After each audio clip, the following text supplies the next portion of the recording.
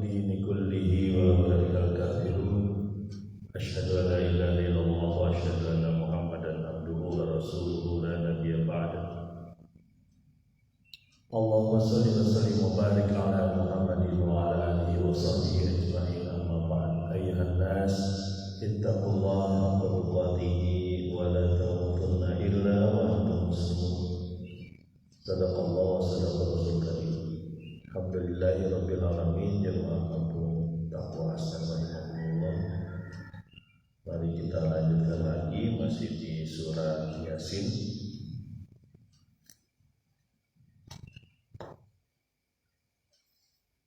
Kita sudah sampai bagaimana Allah Subhanahu wa Ta'ala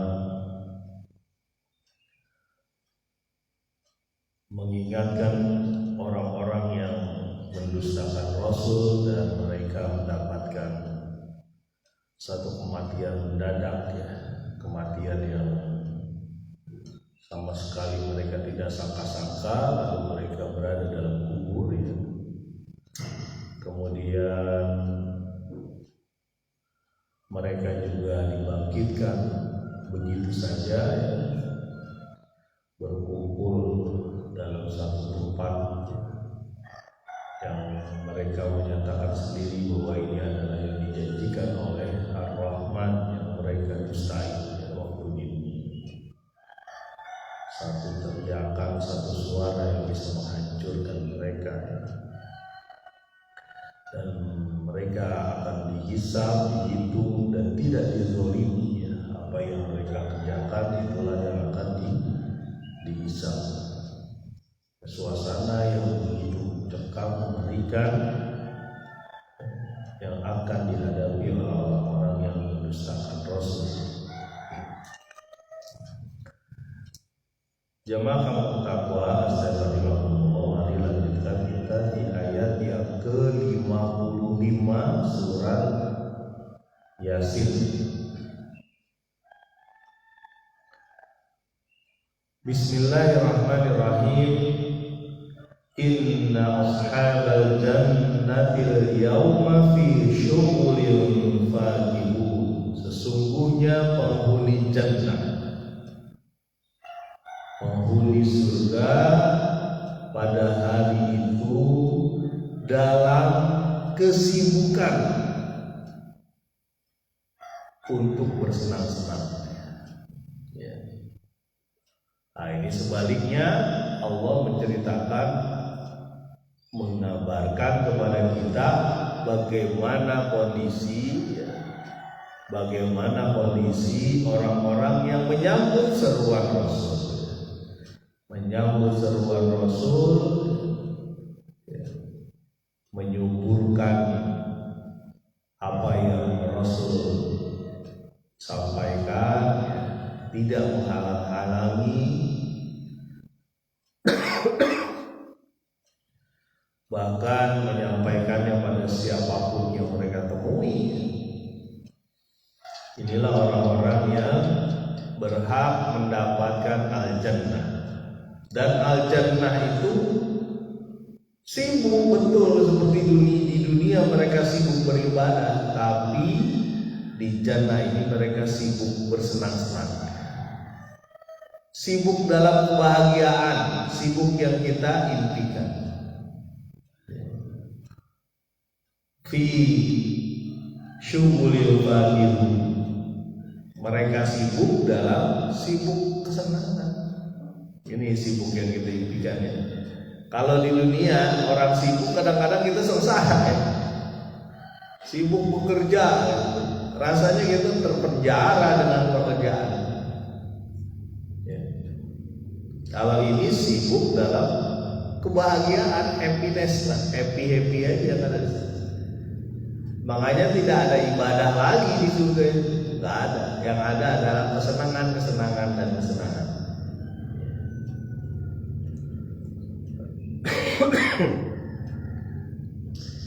Beda dengan yang disampaikan Allah sebelumnya, ya.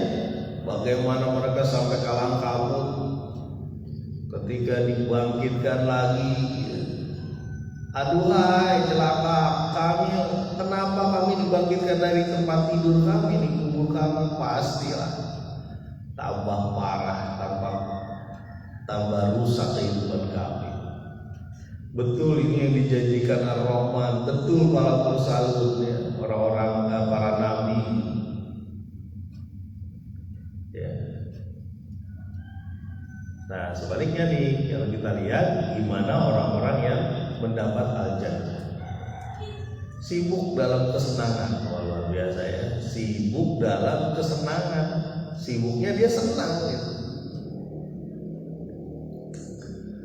Ayat selanjutnya ayat ke-56. Hum wazwajuhum fi dhilalin 'alal araiki muttaqiun. Mereka dan istri mereka, ya, istri-istri mereka fi dhilalin dalam naungan keteduhan ya, 'alal araiki muttaqiun, di atas dipan, di atas bale atau mungkin kasur ya, seperti itu. Araiki muttaqiun, mereka bersandar, bertelekan. Ini digambarkan ini, bagaimana penghuni surga itu seperti apa ya, kondisinya. Yang pertama itu ya, mereka di bawah naungan ya, zilal, di bawah naungan. Yang terbayang oleh orang Quraisy mungkin pada saat itu yang disebut di bawah naungan apa? Ya di bawah pohon rindang ya. Dan kalau kita datang dari tempat panas misalnya, lalu udah menuju ke pohon rindang, langsung berubah ya. Rasa adem menyelimuti kita, sejuk, hawanya segar ya. Apalagi ketika tanaman itu mengeluarkan udara ya, mengeluarkan uap dan sebagainya, sehingga nampak nyaman gitu. Ya. Kira-kira gambaran AC lah kira-kira gitu ya. Kalau AC itu kan dalam satu ruangan udaranya juga terbatas ya. Kalau ini zilal, di bawah naungan. Makanya ada satu tafsir itu dari Sayyid Qutb, fi zilalil Quran, di bawah naungan Al-Quran. Nah zilal ini ya, ada hadis Nabi dari riwayat Bukhari ya, bahwa di surga itu katanya, ini Nabi yang menyatakan, ada pohon ya, yang menaungi di bawahnya. Orang yang berkendara di bawahnya itu sampai 100 tahun itu tidak lepas naungannya ya. Mi'ah sampai 100 tahun. Kita segede-gedenya pohon ya, paling-paling anggaplah 20-30 meter, paling banyak, paling jauh itu 50 meter ya, naungan itu di bawahnya, di bawah tajuk pohon itu ya, paling jauh tuh 50 meter. 50 meter paling ya 5 rumah, jalan antara dari satu rumah ke rumah lain ya paling-paling 5 menit ya, jangan nyampe 2 menit paling. Kebayang oleh kita kalau ada orang berkendara ya. Waktu itu sih pengendaraannya paling cepat mungkin kuda ya. Itu berjalan 100 tahun kuda itu, sampai berapa kilometer nggak ngerti. Karena berkendaraan waktu itu kuda utamanya dengan unta ya. Kalau berjalan sekian ratus orang, Nabi juga pernah melakukan peperangan sekian ratus kilometer pakai kuda. Ya berarti anggapan kita ini bayang-bayang aja ya, supaya menguatkan kita juga.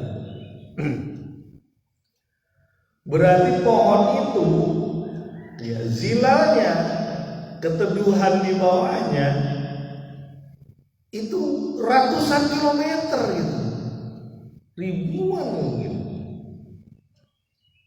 Gimana gedenya gitu. Kita orang Bogor gampang membayangin pohon karena sering ketemu pohon ya.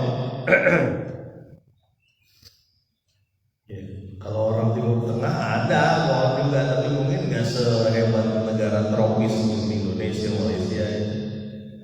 Ya mungkin Brazil, sebagian Afrika, negara tropis yang banyak lebat, begitu. Ya. Hum wa azwajuhum fi dhilalin, bersama pasangan. Nah, makanya penting ini kita mengajak pasangan kita bersama-sama masuk surga. Bukan cuma senang di dunia aja, di akhirat berpisah.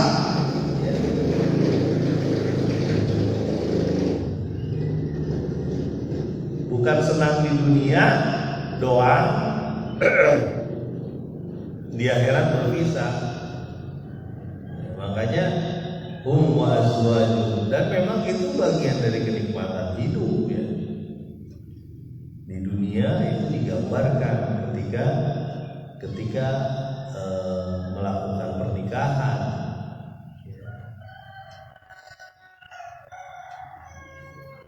Jadi walau memang ada satu hadis Nabi ya yang menyatakan, tapi hadis ini jangan dipotong begitu saja ya,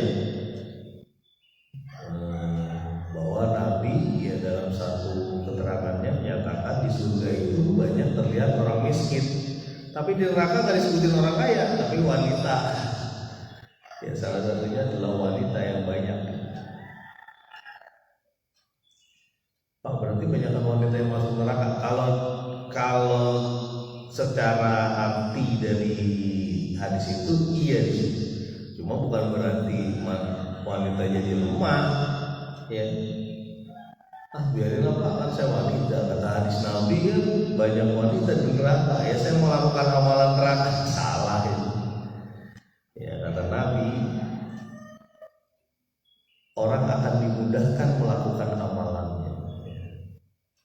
Jadi yang namanya takdir itu jangan dimaknai udah kan ada surga dan neraka, kalau saya ditakdirkan di neraka ya udah saya kerjain perbuatan yang salah terus salah.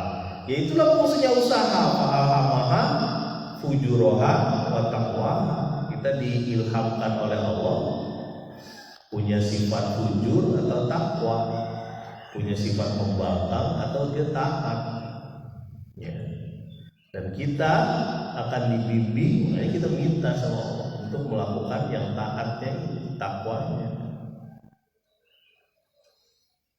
Kembali lagi ke ayat 56 surat Yasin ini, alal aroi muttaqiun, mereka duduk-duduk santai gitu ya, di dipan-dipan, tempat-tempat duduk laksana raja lah gitu.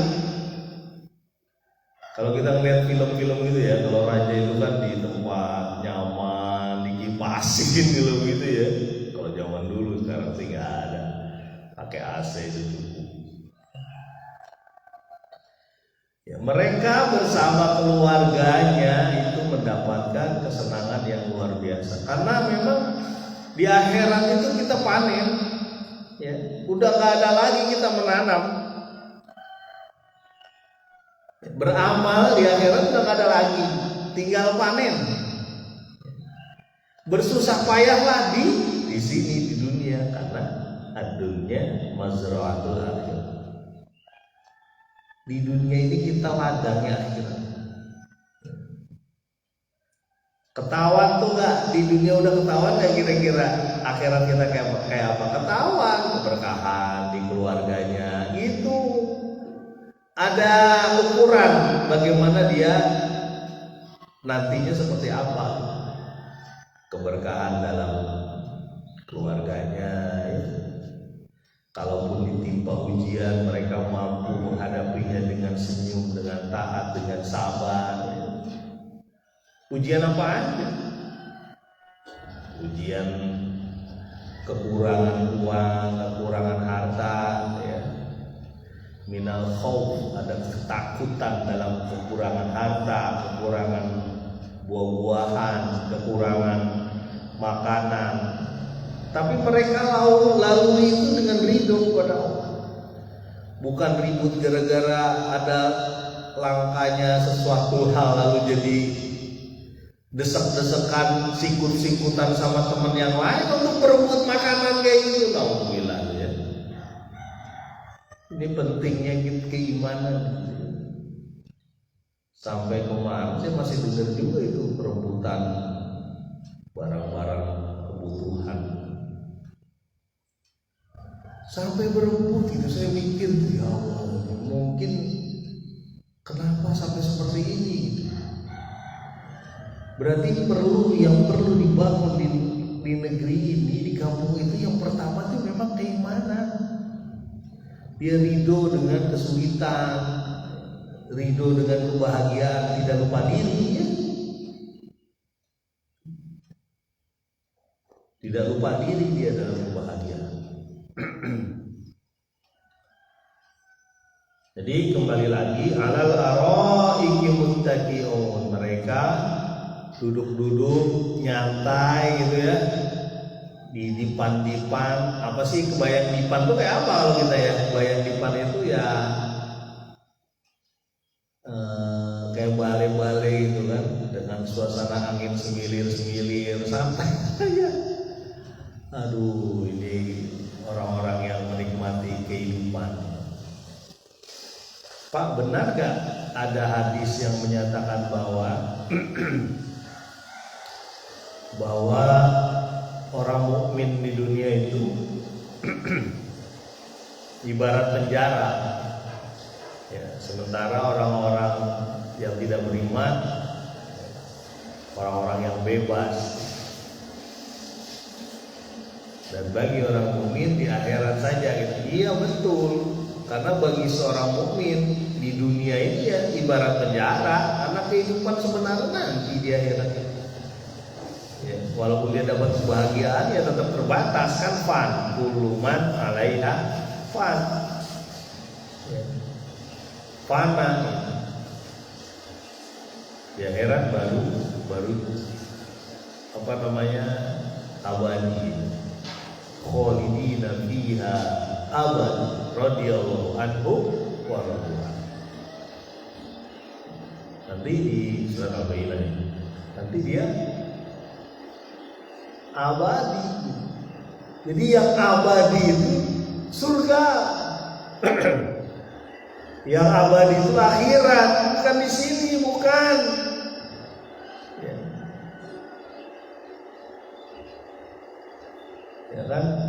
Ada tuh abadi gitu ya. Apa yang abadi? Amal Anda yang membuat abadi gitu.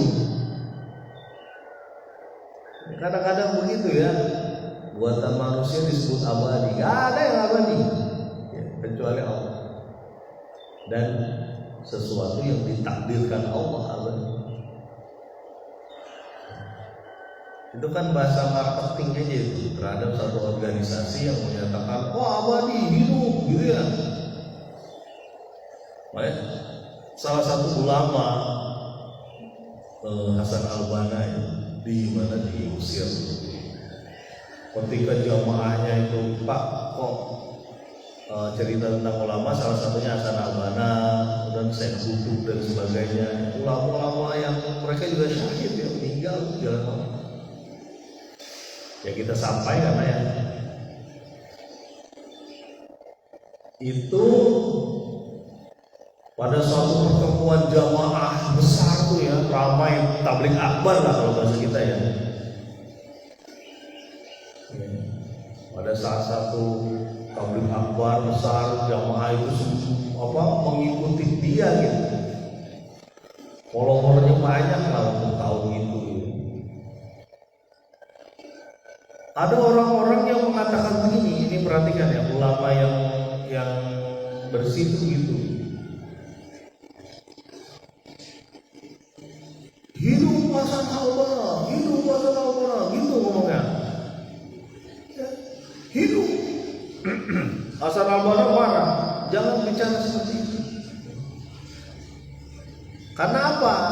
Dengan kata-kata seperti itu bisa saja sifat manusia ini jadi sombong. Yang berhak sombong siapa? Allah. Jadi dia melarang pengikutnya untuk mengatakan hidup Hasan al-Banna gitu.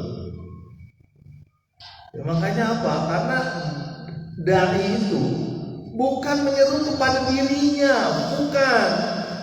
Tapi dia menyeru kepada Allah, bukan menyeru kepada popularitas dia. Wah, dengan saya menyampaikan ini saya jadi populer, mungkin banyak job atau apalah itu bilangnya. Tapi dia hanya menyampaikan sesuatu ila Allah, kepada Allah. Ya, ud'u ila sabili rabbika bil hikmah. Serulah kepada Tuhan, untuk Tuhan, untuk Allah, bukan untuk pribadi. Makanya ulama atau dai, ya, orang yang menyuruh kepada Allah dengan kemampuan seperti ini, ya, kemampuan dia hanya menyatakan bahwa dia hanya menyeru kepada Allah. Dia nggak merasa takut saingan, nggak ada saingan, nggak ada. Ya, ustadz ini misalnya, ya ustadz kadang di sosial media sering lihat kan ya, sampai menyebutkan jangan ikuti ustadz ini sesat. Aduh, gila. Coba aja dicek dulu lah, ukuran sesatnya seperti apa. Harus dikaji dengan baik, lalu dirumuskan. Makanya ada MUI, ya, komisi fatwa dan sebagainya. Oh, ciri-ciri begini ini beda dengan jamaah, dengan Islam, dengan Ahlussunnah wal Jamaah. Oh, ini berarti masuk ke kepercayaan ini. Jangan mengaku Islam. Nah, itu. Ini kan sembarangan kepada Anda. Ya. Nah, kenapa tadi kita ngomong itu? Karena ada orang yang berpikir hidup gitu ya, hidup abadi, nggak boleh. Yang boleh ngomong, yang boleh menyatakan seperti itu, pernyataan seperti itu hanya boleh dialamatkan kepada Roh, kepada Tuhan, kepada Allah. Pak, tapi itu kan simbol-simbolnya, simbol menyatakan akidah, jangan salah.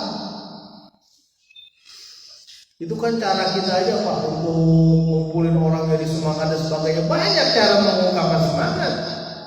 Takbir, Allahu Akbar. Ya. Maaf, ini saya sampaikan juga ya, karena jangan sampai kita salah. Kita mengikuti satu organisasi, mengikuti satu perkumpulan, tapi di situ ada kemaksiatan. Ya, kalau kita mampu mengubahnya, ubah dengan jalan yang baik. Kalau enggak, keluar.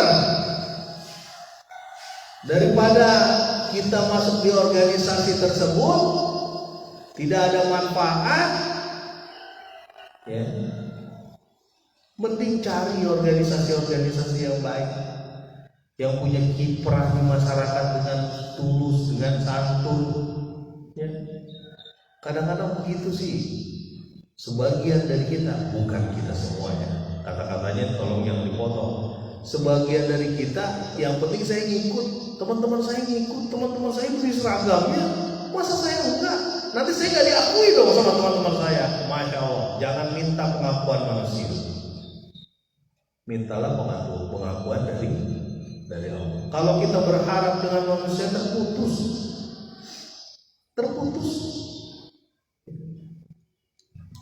Makanya kadang-kadang ya, ukurannya gampang. Kalau Anda mengikuti satu organisasi di satu kampung, di satu negeri, di satu desa, ada orang yang celaka, ada orang yang sengsara, ada orang yang perlu bantuan, tapi organisasi itu cuek saja. Itu ciri-ciri. Ya. Itu ciri-ciri bahwa organisasi tersebut hanya memanfaatkan Anda. Sekali lagi ya, organisasi tersebut hanya memanfaatkan Anda. Kenapa? Karena ada ruang kebaikan di depan matanya, tidak disambut. Dia cuma mengambil sesuatu yang menurut mereka menguntungkan saja. Ya, sama itu dengan ilahahu hawahu, penyembahannya adalah penyembah kepada nafsunya sendiri. Ya. Pak Arman ini nyindir yang mana sih Pak? Saya jadi bingung. Nggak usah mikir nyindir mana-mana, karena setiap orang punya hak untuk berorganisasi ya, ya kan? Cuma kita harus ikut panduan-panduan yang Nabi sampaikan. Jadi kesini ya. Ayat selanjutnya ayat 57. Lahum fiha fakihatun wa lahum ma yad'un. Bagi mereka ada buah-buahan dan apa yang mereka minta. Ya. Saya kalau baca Yasin itu lahum fiha fakihatun wa lahum ma yad'un. Mereka dapat buah dan apa yang mereka minta, ma yad'un. Doa apa yang mereka minta. Kenapa Allah menyebutkan fakihah, buah-buahan? Ya itu salah satu kenikmatan. Sebelumnya udah disebutkan ya, bagaimana dia sibuk dengan bersenang-senang ya. Orang sibuk sengsara ini, tapi ini sibuk dalam kesenangan. Kok saya belum bisa membayangin ya Pak ya, kalau di surga itu gimana? Memang susah membayanginnya.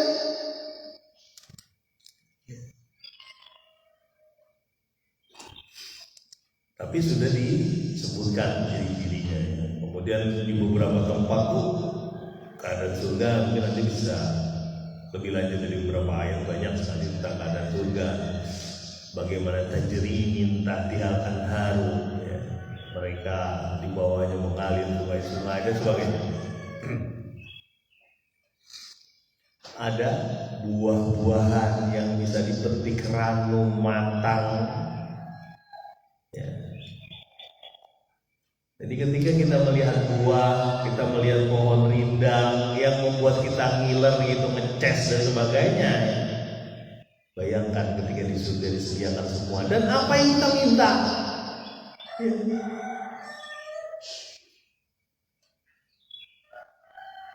Apa yang kita minta disediakan.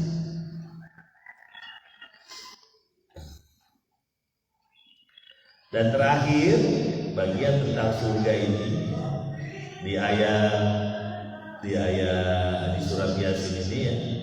Salam qaulan min rabbir rahim. Mereka mendapatkan ucapan selamat, perkataan dari Tuhan mereka yang Maha Penyayang. Udah. Orang disebut selamat dari, ada yang menyatakan, gubernur menyatakan selamat ya kepada Pak ini, gubernur ngomong gitu, presiden ngomong, itu rasanya udah kalau perlu di upload di media sosial dia itu berhari-hari. Tapi ini ucapan selamat dari Rabb semesta. Alhamdulillahirabbil alamin. Pujian bagi Allah, Rabb semesta alam. Ya, Rabb yang gaib, Rabb yang nyata, Rabb hewan manusia, tanaman, bahkan seluruh bumi, langit, mengucapkan selamat kepada mereka. Kata-kata keselamatan yang membuat tenteram.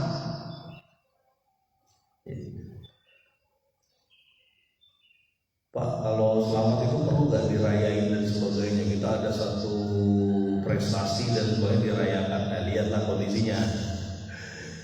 Jangan semua prestasi harus ada perayaan gini gitu ya. Menghabiskan uang juga ya. Nah ini kita harus sedikit rapih ya tentang apa sih yang disebut prestasi. Anak sekolah prestasinya apa? Misalnya prestasinya dia bisa naik kelas, nah itu prestasi. Kemudian dia bisa juara kelas, itu prestasi juga. Kemudian dia ikut lomba tertentu dan menang, itu prestasi juga. Boleh aja itu disebut prestasi, tapi bukan itu satu-satunya. Ya. Anak bisa nyuci piring, prestasi itu prestasi. Anak mau merapihkan rumahnya, ya. Ketika ada yang nggak beres di rumahnya dia langsung kerjakan tanpa disuruh orang tuanya, itu prestasi. Itu, ya. Pulang, assalamualaikum, cium tangan, peluk ibunya, ya. Itu prestasi loh, jangan salah. Ya, termasuk diri kita sendiri gitu, misalnya ya, menelpon ataupun datang ke orang tua, ya, silaturahim, menanyakan kabar, prestasi ya itu, prestasi itu yang disebut prestasi. Prestasi sama dengan amal yang baik. Kadang-kadang kita begitu ya, untuk prestasi, dapat ini, dapat itu, dapat bonus ini, dapat piala ini, dapat ini itu, udah dirapain tuh di media. Tapi lihat prestasinya seperti apa. Pertama itu dapatnya benar atau tidak, itu yang perlu kita ingat. Ya. Dapat ini benar gak? Apa hukum-hukumnya? Itu jelas dulu. Ya. Saya sampai sempat ngomong tuh dengan salah satu lembaga yang suka menerbitkan lomba-lomba gitu. Ini ada lomba ini, ikuti. Ternyata ada unsur-unsur yang nggak benar di situnya. Ya. Kemudian ditampilkan orang-orang yang sudah dapat piala ini, dapat uang ini, dapat macam-macam tuh lomba-lombanya, jenisnya macam-macam. Ya, ada keterampilan menulis, ada keterampilan menggambar, ada keterampilan olahraga, ada macam-macam lah ya. Ternyata untuk ikut lombanya itu udah hal-hal yang benar. Bahaya ya. Jangan-jangan kita membatasi prestasi untuk hal-hal yang terlihat mata seperti itu. Ya. Satu kampung ada 10 rumah misalnya, 10 rumah itu tidak ada hal-hal yang membuat kita tidak nyaman, itu prestasi. Ya. Tetangga yang baik, tetangga yang bisa baik terhadap kanan kiri, itu prestasi. Gitu. Makanya ya, apa yang disebut prestasi? Prestasi itu kebaikan secara keseluruhan. Ya. Kullu ma'rufin lah gitu. Kita nyebutnya begitu. Setiap ma'ruf itu sedekah. Benar, pembuktian. Sedekah itu kan pembuktian. Prestasi, lambang-lambang prestasi itu kan pembuktian bahwa dia itu menang, baru dia itu. Ya. Bukti adalah bahwa dia berprestasi, dia beramal yang baik, beramal soleh. Itu prestasi. Ya. Ya, kita sudah sholat nih sekian gini kok mau kehidupan masih begini Pak. Ketika dia bisa sholat begitu aja itu prestasi itu. Ya. Nah, kita harus rapi sedikit nih memaknai prestasi sehingga anak tetap dipeluk apapun kebaikan yang dia lakukan, tetap dirangkul. Dia cuma senang melihat rapor anaknya biru semua misalnya kalau zaman dulu. Kalau sekarang rapor anaknya di atas 8, di atas KKM semua, KKM kriteria kelulusan minimal, masalah gitu ya. Tanya sama orang guru. Wah di atas itu senang kita, muka kita cerah. Ya, yang lain juga disampaikan, jangan cuma itu. Ya. Bisa baca Quran, terus sampai ikro mana? Udah ikro 3, wah sebelumnya ikro 2, masya Allah. Ya. Kamu kemarin sholatnya udah berapa? Wah sholatnya udah 5. Alhamdulillah, Allah tambah sayang sama gitu. Ya, mudah-mudahan kita dapat salamun qaulan mir rabbir rahim. Subhanakallahumma wa bihamdika asyhadu an la ilaha illa anta astaghfiruka wa atubu ilaik. Assalamualaikum warahmatullahi wabarakatuh.